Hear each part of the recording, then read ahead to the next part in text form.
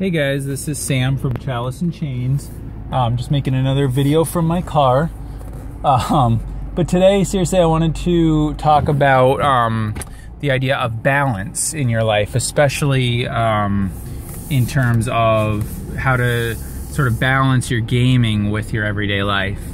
I brought up this topic, or I wanted to bring up this topic, I should say, because I lately have been having a really hard time with this, and I kind of wanted to know if anyone else has been experiencing this too.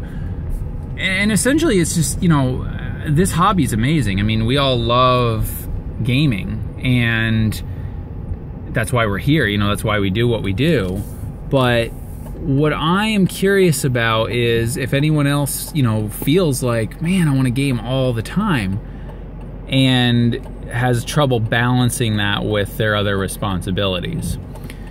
Lately, I was talking to my wife today, you know, being that it's Mother's Day and all that, and what I realized during our conversation was that, and I don't know if other people feel like this, I assume they do, but I realized that I kind of equate this hobby, you know, gaming and what we do, almost to the arts. And what I mean by that is, like, when a painter or a writer, you know, gets this creative urge to paint, you know, they feel like compelled to do it, right? They feel like, oh man, I have this terrible, you know, and they go off and they work on their craft.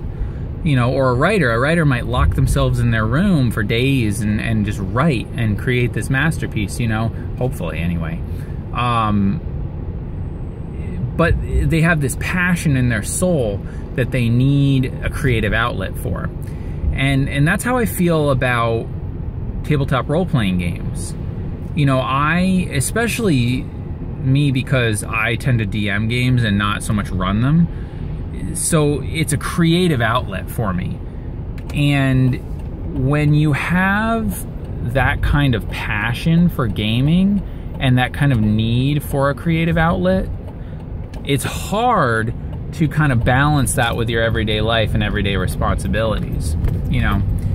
So it's funny because I was talking to my wife and you know, she was like, and she's supportive of me in the hobby and all that, but naturally, you know, she was like, you know, we have a toddler, you know, we have a full-time, you know, you have a full-time job, you know, things are crazy right now. I mean, that is not, you know, a set of circumstances that can allow for gaming every day.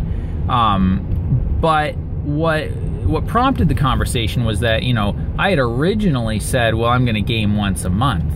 And when I had originally talked to her about that, I was going to be a player. I wasn't going to be a DM. So, you know, once a month as a player does not require the same kind of commitment, time commitment, that even once a month as a DM would. But here's the problem. Any of you guys who are DMs know, when you're a player, sometimes it's hard to just be a player.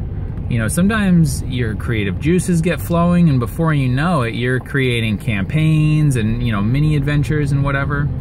And so that started happening to me, you know, and I ended up taking over our campaign, or I was going to, and then my home group fell apart.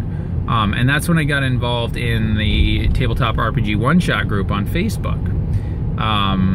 Sorry, this video is probably rambling on at this point, and I think the picture's terrible. You probably can't see anything, but anyway, maybe it'll be useful.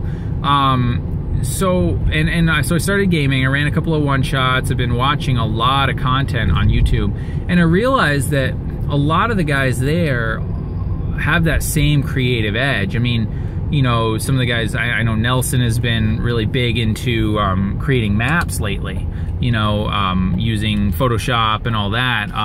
And I know a bunch of the guys have been creating content, you know, on their YouTube channels, running one-shots, whatever. And yeah, I mean, some of these guys, it's amazing. I don't know how they have all this time. It's like they're playing in almost every game out there, it seems like.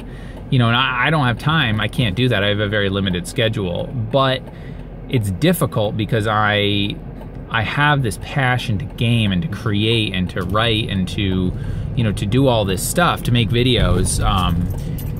And so, I wanted to couple that with the idea of, you know, how does that work with a spouse, with a supportive spouse, you know? Because what I realized was that most spouses of people who game don't fully understand what it's all about. Some don't understand at all. My wife gets it a little bit, but she doesn't understand the passion that I have, the extent of the passion that I have for this hobby. So it's difficult for her to think, you know, well, you could be doing all these other things, but you're devoting it to gaming. And for me, I'm like, I almost feel compelled to do so. So I'm curious, I'd love to get your guys' thoughts on how you manage to find that balance, or if you're struggling with it.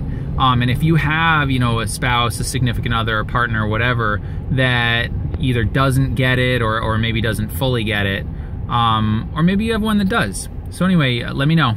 Have a good one.